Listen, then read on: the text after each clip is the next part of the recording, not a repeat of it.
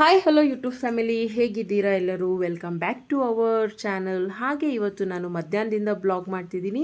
So ಸಿಂಪಲ್ಲಾಗಿ ಒಂದು ghee rice ಮಾಡಬೇಕು, ಗೆಸ್ಟ್ ಬರ್ತಾ ಇದ್ದಾರೆ.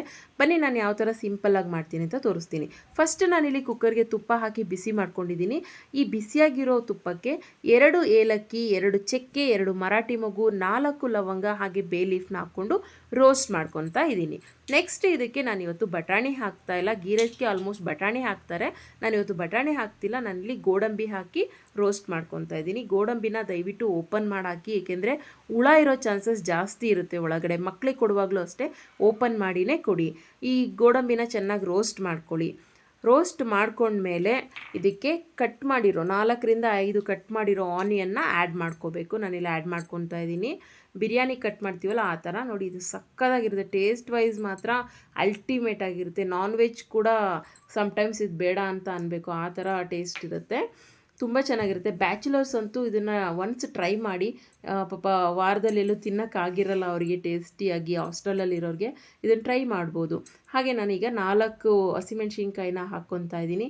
ಈಗ ಶುಂಠಿ ಸ್ವಲ್ಪ ಆ್ಯಡ್ ಮಾಡ್ಕೊತಾ ಇದ್ದೀನಿ. ಚೆನ್ನಾಗಿ ರೋಸ್ಟ್ ಮಾಡ್ಕೊಳ್ಳಿ. ಈಗ ಉಪ್ಪು ಹಾಕ್ಕೊತಾ ಇದ್ದೀನಿ. ಇದು ನಾನು ಅರ್ಧ kg ರೈಸ್ ತೊಗೊಂಡಿದ್ದೀನಿ ಇವತ್ತು. ಅರ್ಧ kg ರೈಸ್ನ ಇಲ್ಲಿ ಆ್ಯಡ್ ಮಾಡಿಕೊಂಡು ಅದಕ್ಕೆ ಬೇಕಾಗಿರೋಷ್ಟು ನೀರನ್ನ ಇಲ್ಲಿ ಸೇರಿಸ್ಕೊತಿದ್ದೀನಿ. ಇದು ನೀವು ಕೊತ್ತಂಬರಿ ಸೊಪ್ಪು ಮತ್ತು ಪುದೀನ ನಿಮಗೆ ಆಪ್ಷನಲ್ ಆಗಿರುತ್ತೆ, ಯಾವುದಾದ್ರೂ ಒಂದು ಹಾಕ್ಕೋಬೋದು. ನಾನಿಲ್ಲಿ ಪುದೀನ ಆ್ಯಡ್ ಮಾಡಿಕೊಂಡು 2 ವಿಷಲ್ ಬರೆಸ್ಕೊಂಡೆ. ನೋಡಿ ಸಕ್ಕತ್ತಾಗಿದೆ, ತುಂಬ ಚೆನ್ನಾಗಿದೆ ಸ್ಮೆಲ್ ಮಾತ್ರ. ಈಗ ನಾವು ಗೀ ರೈಸ್ಗೆ ಕರಿ ಮಾಡ್ಕೋಬೇಕಲ್ವ. ಇವತ್ತು ನಾನು ಬಟಾಣಿ ಮತ್ತು ಪನ್ನೀರ್ ಹಾಕಿ ಶಾಯಿ ರೀತಿಲಿ ಕರಿ ಮಾಡ್ಕೊತಿದ್ದೀನಿ.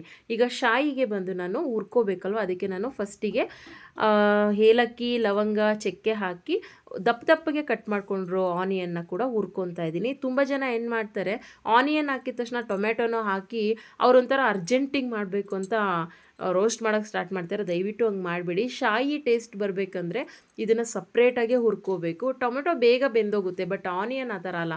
ಆನಿಯನ್ ಚೆನ್ನಾಗಿ ರೋಸ್ಟ್ ಆಗಬೇಕು. ನೋಡಿ ಇದು ಇಷ್ಟು ಚೆನ್ನಾಗಿದೆ, ಅದು ನಾವು ಉರಿವಾಗಲೇ ಗೊತ್ತಾಗೋಗುತ್ತೆ ಇದು ಪರ್ಫೆಕ್ಟಾಗಿ ಆಗಿದೆಯೋ ಇಲ್ಲ ಅಂತ.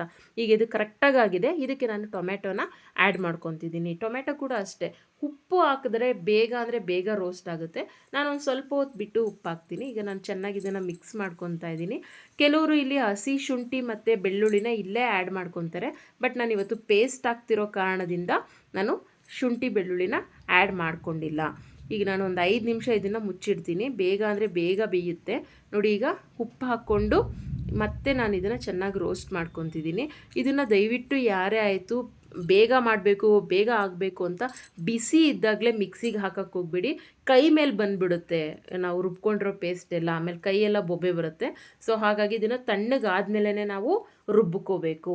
ಈಗ ನೋಡಿ ಚೆನ್ನಾಗಿ ರೋಸ್ಟ್ ಆಗಿದೆ, ಸಿಪ್ಪೆ ಎಲ್ಲ ಸುಳ್ಕೊಂಡಿದೆ, ನಮಗೆ ಗೊತ್ತಾಗ್ತಿದೆ ಇದು ಚೆನ್ನಾಗಿ ರೋಸ್ಟ್ ಆಗಿದೆ ಅಂತ. ಇದು ನಾನು ಆಫ್ ಮಾಡ್ತಾ ಇದ್ದೀನಿ.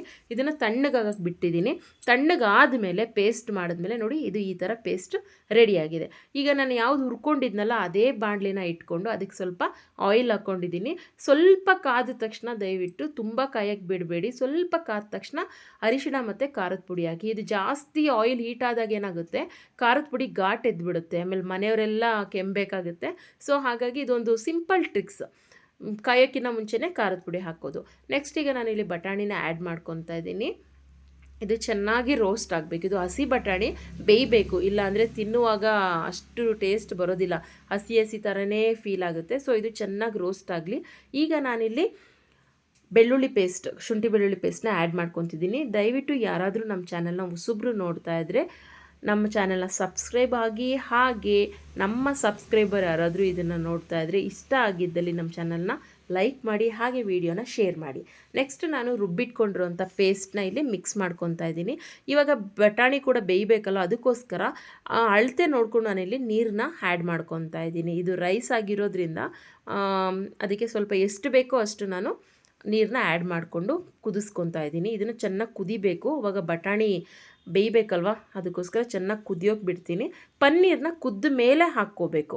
ಈಗ ನೋಡಿ ಇದನ್ನು ಚೆನ್ನಾಗಿ ತಿರ್ಕೊಂಡಿದ್ದೀನಿ. ಈಗ ಇದೊಂದು ಅಳತೆಗೆ ಚೆನ್ನಾಗಿ ಕುದೀತಾ ಇದೆ.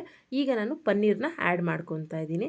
ಪನ್ನೀರನ್ನ ಜಾಸ್ತಿ ಕುದಿಸ್ಬೇಕು ಅನ್ನೋ ಏನಿಲ್ಲ, ತುಂಬ ಚೆನ್ನಾಗಿರುತ್ತೆ. ಒನ್ಸ್ ಟ್ರೈ ಮಾಡಿ. ಆಲ್ಮೋಸ್ಟ್ ನನ್ನ ಸಬ್ಸ್ಕ್ರೈಬರ್ಗೆ ಇಷ್ಟ ಆಗುತ್ತೆ ಅಂತ ಅಂದ್ಕೊತೀನಿ. ದಯವಿಟ್ಟು ಇಷ್ಟ ಆದಲ್ಲಿ ಲೈಕ್ ಮಾಡಿ, ವಿಡಿಯೋನ ಶೇರ್ ಮಾಡಿ. ಈಗ ನೋಡಿ ಇದು ಚೆನ್ನಾಗಿ ಮಿಕ್ಸ್ ಆಗಿದೆ. ಒಂದು ಟಿಪ್ಸ್ ಏನಪ್ಪ ಅಂದರೆ ಶಾಯಿನಲ್ಲಿ ಬೆಂದಿದೆಯೋ ಇಲ್ವೋ ಅಂತ ಗೊತ್ತಾಗೋದಕ್ಕೆ ಇದು ಮೇಲ್ಗಡೆ ಎಣ್ಣೆ ಬಿಟ್ಕೊಳ್ಳುತ್ತೆ. ನೋಡಿ ಈ ಥರ ಎಣ್ಣೆ ಬಿಟ್ಕೊಂಡ್ರೆ ಇದು ಪರ್ಫೆಕ್ಟಾಗಿ ರೆಡಿಯಾಗಿದೆ ಅಂತ. ಹೋಟೆಲ್ ಸ್ಟೈಲಲ್ಲೇ ಇರುತ್ತೆ, ಸಖತ್ತಾಗಿರುತ್ತೆ. ಒಂದ್ಸಲಿ ಟ್ರೈ ಮಾಡಿ. ಈಗ ನಾನು ಸರ್ವ್ ಮಾಡೋದಕ್ಕೆ ಹಾಕ್ಕೊತಾ ಇದ್ದೀನಿ. ತುಂಬ ಚೆನ್ನಾಗಿರುತ್ತೆ. ಸೌತೆಕಾಯಿ, ಆನಿಯನ್ನು, ಕ್ಯಾರೆಟು ಜೊತೆ ತುಂಬ ಅಂದರೆ ತುಂಬ ಚೆನ್ನಾಗಿರುತ್ತೆ. ಒನ್ಸ್ ಅಗೇನ್ ಹೇಳ್ತಾ ಇದ್ದೀನಿ, ಹೊಸಬ್ರಾಗಿದ್ರೆ ನಮ್ಮ ಚಾನಲ್ನ ದಯವಿಟ್ಟು ಸಬ್ಸ್ಕ್ರೈಬ್ ಮಾಡಿ. ಹಾಗೆ ವೀಡಿಯೋಸ್ ನಿಮಗೆ ಇಷ್ಟ ಆದಲ್ಲಿ ಶೇರ್ ಮಾಡಿ, ಲೈಕ್ ಮಾಡಿ. ಟೇಸ್ಟ್ ಸೂಪರಾಗಿರುತ್ತೆ. ಕಮೆಂಟ್ ಮೂಲಕ ತಿಳಿಸಿ ಯಾವ ಥರ ಇತ್ತು ಅಂತ.